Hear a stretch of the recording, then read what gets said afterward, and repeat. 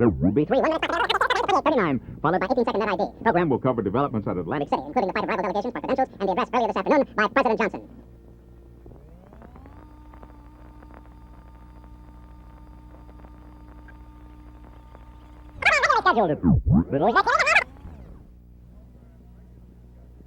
The program regularly scheduled at this time will not be seen, so that we may bring you the following special report from ABC News.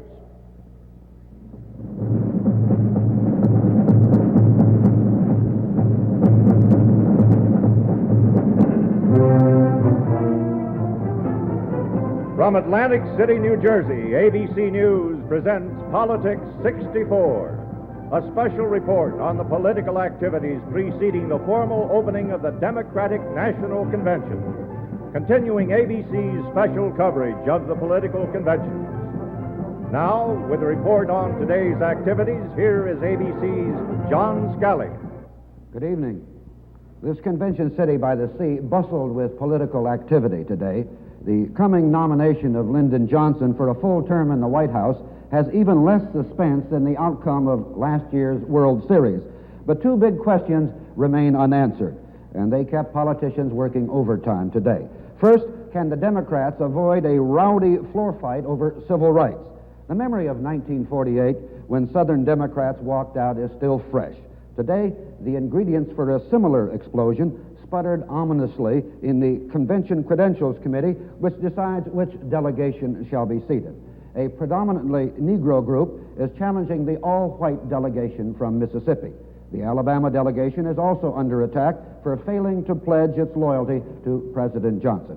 The second big question is whom President Johnson will choose for his vice presidential running mate. The Senate's Democratic whip, Hubert Humphrey, arrived here this afternoon amid continuing speculation that the White House did nothing to halt. Another political development in New York at this hour, former United States Ambassador Claire Booth Luce announced she would run as a third-party conservative candidate against New York Republican Senator Kenneth Keating. The Democratic candidate is expected to be Attorney General Robert Kennedy. We'll be back with more of ABC's advanced coverage of the Democratic National Convention in just 1 minute.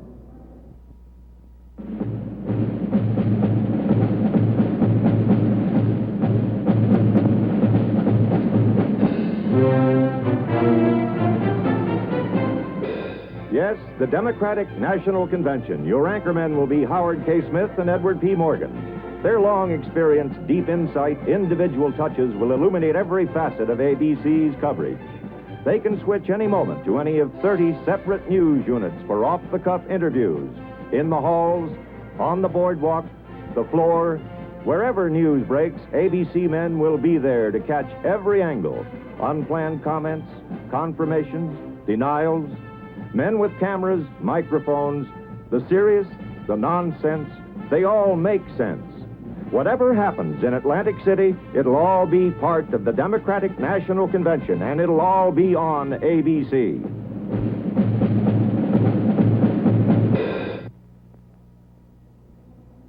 A lot of activity is taking place here on the shores of the Atlantic, but plenty is still happening on the banks of the Potomac. President Johnson today remained at the White House, and for that story, we'll switch to ABC's political editor, Bill Lawrence in Washington. Here at the White House, President Johnson has been holding a pre-convention workshop with 30 of the 34 Democratic governors. 4 anti-administration governors from the southern states of Alabama, Arkansas, Louisiana, and Mississippi boycotted this session, thus leaving themselves free to bolt the convention and the Democratic national ticket in November. In the White House East Room, the governors were briefed by top-level officials, and then Mr. Johnson made a speech.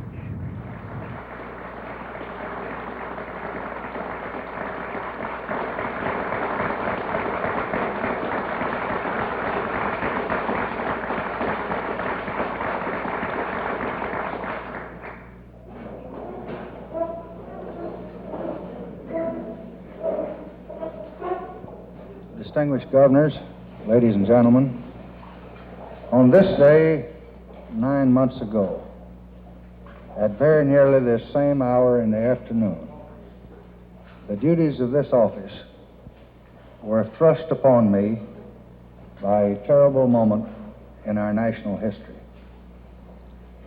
I pledged then to continue the work that had been begun by the great and gallant American who fell on that tragic day, John Fitzgerald Kennedy. The work of this nation is not complete. But when this session of Congress is ended, I believe that we shall be able to say that that pledge of last November has been redeemed. In a world of peril, America has kept the peace. We have widened no war. We have embarked on no expeditions. When aggression has been unleashed against us, we have given it reply. Today, all nations know, no nation doubts, America's resolve and determination to defend freedom and to keep the peace in the world. For 43 consecutive months, we have enjoyed the longest and the largest economic gain in American history. These years from 1961 to 64 have been the most prosperous American families have ever known, and the most prosperous that the system of American free enterprise has ever known.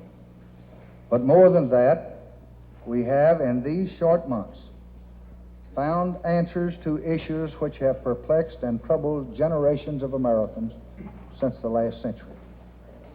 The second session of the 88th Congress has been the most productive and the most constructive in our nation's life. This is patriotism, for men never serve their nation more nobly than when they serve the success of their nation's system. This we have done these 9 months as one nation and as one people, undivided and indivisible. Others may believe and others may say that the people of America want to pursue some other way. But I do not and I cannot agree. I do not believe the people of this country want to turn aside from this course of sure success, to risk war or to gamble peace, to place their prosperity in peril or their well-being in doubt, to reopen old questions that are now resolved, or to fail to face new questions that are now imposed. And that is why that I believe it's fitting today for you and I, as chief executives of the majority of the states, as chief executive of the nation, to spend these moments now looking ahead. What are the opportunities of our times? And what are our obligations? What is required of us all if we are to keep the public trust, which is ours? I find myself recalling what John Adams once wrote to Thomas Jefferson many long years ago. While all of the sciences have advanced, that of government is still at a standstill. Little better understood, little better practiced than 3,000 or 4,000 years ago. Well, that, I believe, is our challenge today. If this new nation, this new population, this new economy, America's new position in the world are to be served, we must have and we must practice a new politics, a new kind, a new quality of public service, and I think a new kind and character of partisanship. Labels won't serve us, and labels won't save us. Isms will not make America stronger, or isms will not make peace more secure.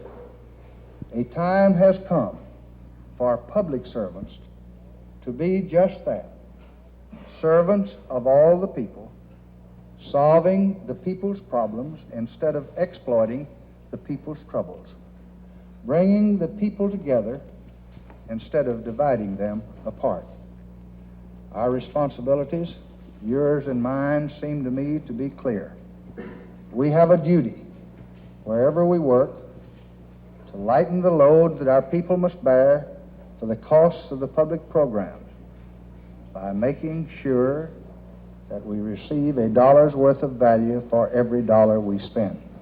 We are doing that in your federal government. We have a duty wherever we work to maintain in our government compassion and concern and always the highest order of competence.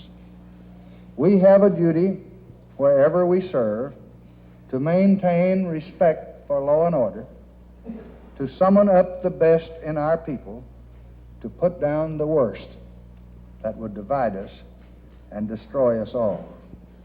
We have a duty wherever we serve to maintain, as our forefathers did, a decent respect for the opinions of mankind. We must make sure that none abroad and none at home misunderstand the will of American mothers and fathers that this generation of their sons shall fight the battles of peace and not the battles of unnecessary wars. We must likewise make sure that none misunderstand in our land or in any other land that the strength that we have is strength that we shall use to keep the freedom and to make it secure in our times. Since that day last November, I have been very, very proud of the people of your land and mine. From a moment of deep tragedy, they have risen to new heights of triumph. Fate has placed upon me great responsibilities for their success, for their security, and yes, finally, for their safety. I have sought with all that is it within me to serve that trust and to serve it to the fullest. So long as I am their servant, I shall work in no other way than for their peace, their prosperity, and their progress toward a new day, a finer day, and a better day.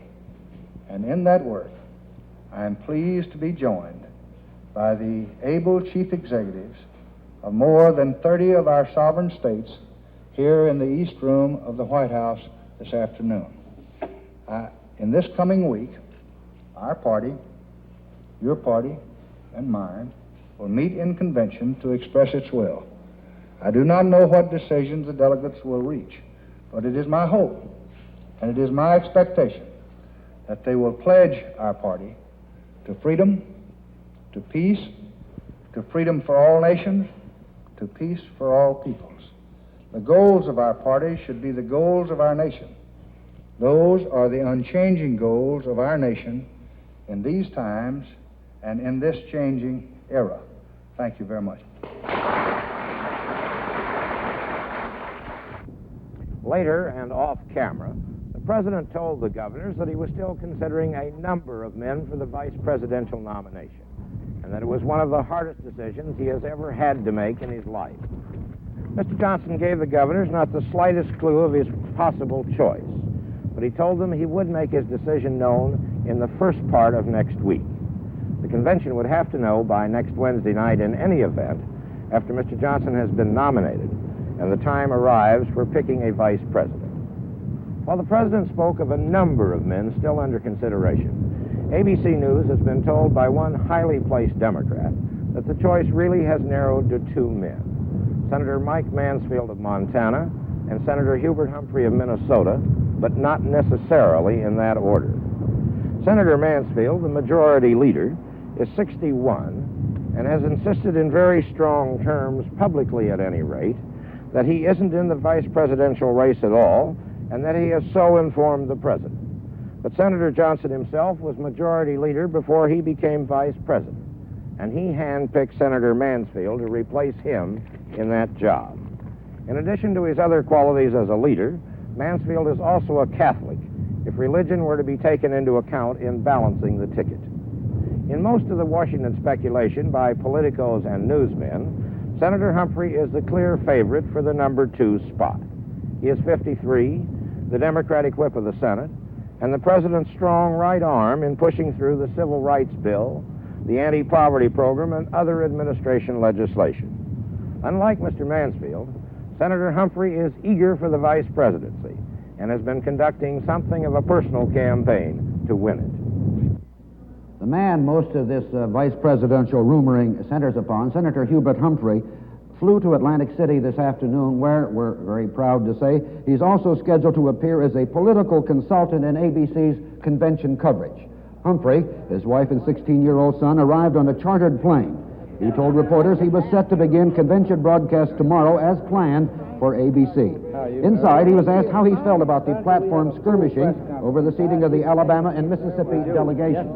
And we'd like to take you right in there and put you in front of them. The Democratic Party doesn't need any fight. The only one we ought to be fighting with right now are the Goldwaterites. And we ought to save all of our energy and strength for that. Senator Humphrey, a good many of your friends and supporters have been working actively for the vice presidential nomination for you here. Do you intend to pursue it actively yourself? Well, I'm going to leave this up to President Johnson. He knows I'm here. He knows that I'm a good Democrat, and he knows of my sincere respect and affection for him and my loyalty to him. And whatever he decides will be perfectly okay with Senator Humphrey. If it is not you, sir, do you have any personal choices? No, I think we ought to leave that up to President Johnson. And I'm confident he'll do the right thing. I feel very, very happy about all the developments. Sir. We'll be back with more of ABC's advanced coverage of the Democratic National Convention in just 1 minute. Election year 1964. The White House is the prize, and it's invaded by the ladies. 4 million more women voters in the country than men, and both parties are wooing the feminine vote. It's the year of the woman in Washington. Ambassadors, administrators, candidates, the ladies are claiming the title, facing the responsibility. Sunlight and lawn parties replace the smoke-filled rooms as women put their own punch into politics. Reporter Lisa Howard probes the feminine side of an election year with an ABC News special on the eve of the Democratic Convention. That's The Woman's Touch in Politics, Part 2, Saturday night, August 22nd. Join Lisa Howard and her distinguished interview guests in this fascinating pre-convention special tonight at 7:30, 6:30 Central Time on ABC. The battle was joined here today in Atlantic City over the nation's most agonizing domestic issue, civil rights. This is the same issue which has divided both major parties for years, and it showed up here in a fight which delegations are to be seated, that from Mississippi or the Negro Mississippi Freedom Delegation. These are two rival delegations, the white all-regular delegation and the rival, mostly Negro, which calls itself the Freedom Democratic Party. Both sides presented their cases today before the Credentials Committee, with the Freedom Party charging that the regular party is disloyal to the Johnson administration and is not representative and discriminates against Negroes. The regular party denied the charge vigorously and called it propaganda. Washington lawyer Joseph Rao, the attorney for the Freedom Group, put on a parade of witnesses for his side. The committee gave each side an hour to present its case. The decision will be rendered tomorrow. One of the witnesses was a white minister who was working for the Freedom Party, trying to organize the voters, the Reverend Edwin King, his scarred face bearing testimony, and he told of being beaten and threatened time and again. We have tried in every way to assert our rights as citizens and to assume our duties and responsibilities as American citizens. As responsible citizens, we want to work through the Democratic Party for the good of our state and the good of our nation. We believe in the Democratic Party. All we ask is your help in claiming our rightful place in this Democratic Party and helping us to get free elections in Mississippi. When we have free elections in Mississippi, we will build a truly liberal, truly loyal Democratic Party, a party in the Deep South that you can be proud of. When we have free elections in Mississippi, we will join the mainstream. We will reject the extremism which has charred the beautiful name of Mississippi. Thank you. The next witness for the Freedom Democrats was a middle-aged Negro woman, Mrs. Fannie Lou Hammer of Rulesville, Mississippi. She said she was fired from the job that she held for 18 years because she registered to vote. She said she was arrested in June of 1963 when returning from a voter registration workshop, and described what happened to her while she was in jail. And it wasn't too long before 3 white men came to my cell. One of these men was a state highway patrolman, and he asked me where I was from. And I told him Roosevelt. He said, "We're going to check this." And they left my cell, and it wasn't too long before they came back. He said, "You are from Roosevelt, all right," and he used a curse word. And he said, "We're going to make you wish you was dead." I was carried out of that cell into another cell where they had 2 Negro prisoners.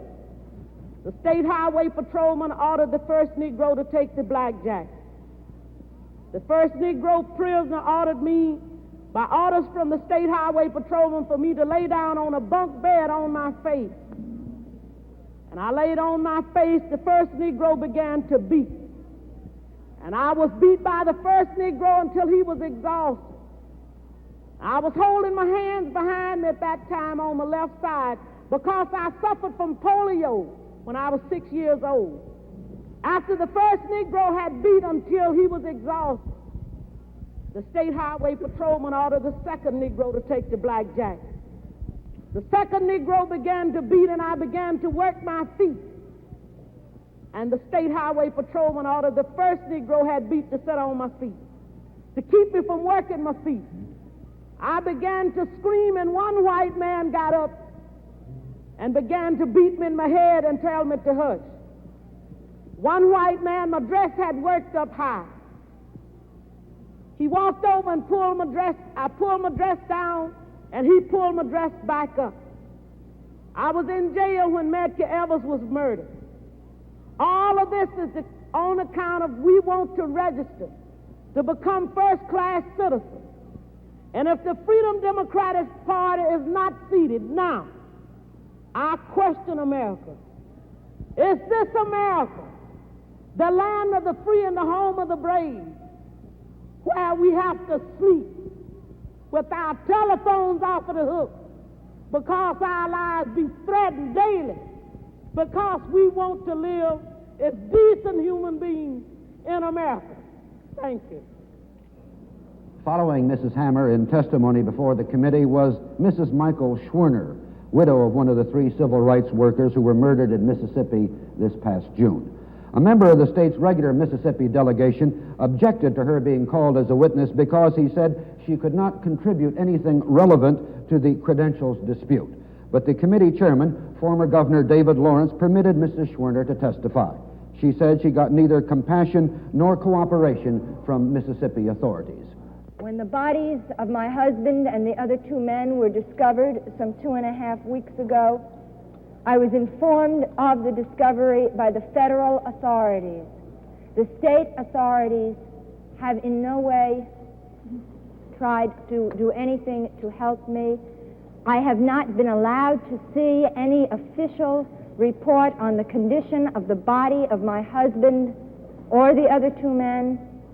No official report has been released for anyone else to see, and I would like you to know that to this day, the state of Mississippi and the county of Neshoba has not even sent to me a copy of the death certificate of my husband. Thank you. Rather than present a series of witnesses, the regular Mississippi delegation relied on State Senator E.K. Collins and Assistant Attorney General Rubel Griffin to present its case. Mr. Collins, a state senator from Laurel, Mississippi, did not answer the charges of police brutality and discrimination, which was the main case of the Freedom Democrats. Instead, he challenged the legality of the Freedom Democrats, questioned whether they were truly representative, and raised questions about the nature of their outside support. We earnestly and with complete support of faith in our cause urge that the attacks upon the state of Mississippi are designed to divide the people of this great land, not only Mississippi, but the entire nation, and to discredit the nation in the eyes of the world. It has been brazenly stated that to seek the regular Mississippi delegation would do violence to the beliefs of the great leaders, past and present, of this great party. This is a smokescreen, a malicious untruth. The great leaders of this party did not and do not engage in slander to achieve an end. They believe now, as in the past, in representative government, not political power obtained in disregard to state law on the basis of some alleged abuse of the rights of a group of dissatisfied, power-hungry soreheads. The evidence presented clearly shows in this brief that this claim of abuse or denial of right by this group was carefully planned for the purpose of grabbing power and not to correct any supposed evil. If this convention sees fit to disregard the state laws and a representative group from a state of this union, then the convention system, and I want you to listen to this, gentlemen and ladies, the convention system of selecting a president and vice president is forever dead. The precedent is set. All that will be necessary from here on will be for the powers that be to simply announce who they would like to have come to their convention from a particular state. The Democratic Party is a nationwide party, and certainly there will be disagreements among the delegates as to the platform and the candidates. This must be necessarily true if it is a party of the people.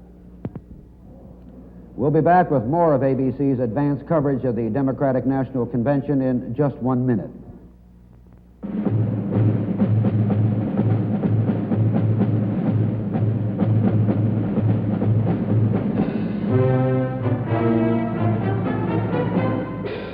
Attend the Democratic National Convention with ABC. Howard K. Smith and Edward P. Morgan will be your anchormen. Bill Lawrence will have exclusive interviews with Democratic Party experts. For unexpected news breaks on the floor, ABC can switch in a moment to 30 on-the-spot units led by John Scally, now revealed as the secret go-between for the United States during the Cuban Missile Crisis with Russia. Bob Clark, Frank Reynolds, Bill Sheehan, and George Goebel. George will bring his own fresh breeze to the convention coverage. See it all, hear it clearly, understand thoroughly. Yes, enjoy the whole show. Watch the Democratic National Convention on ABC.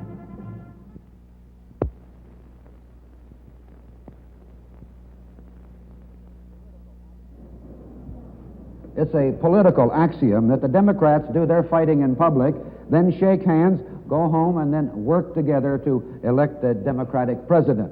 This year, though, it's hard to see how the Southern segregationists can reconcile their deep differences with those who support the new civil rights law. If anybody can make that delicate compromise, Lyndon Johnson is the master politician to do it. And his strategy, it seems, is to stress the issues on which both the North and the South do find a wide area of agreement. The first section of the Democratic platform released tonight emphasizes the peace and prosperity theme that Mr. Johnson is expected to run on. It tells voters they never had it so good at home, nor were they ever so safe from dangers abroad. This is John Scally, ABC at Atlantic City.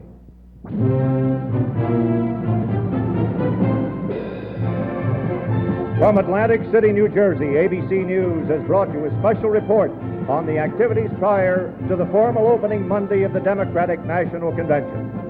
Howard K. Smith interviews Mrs. Lyndon B. Johnson, another ABC pre-convention special. Watch Conversation with the First Lady tonight at 8 o'clock, 7 o'clock Central Time, immediately following Lisa Howard and the Woman's Touch in Politics on ABC.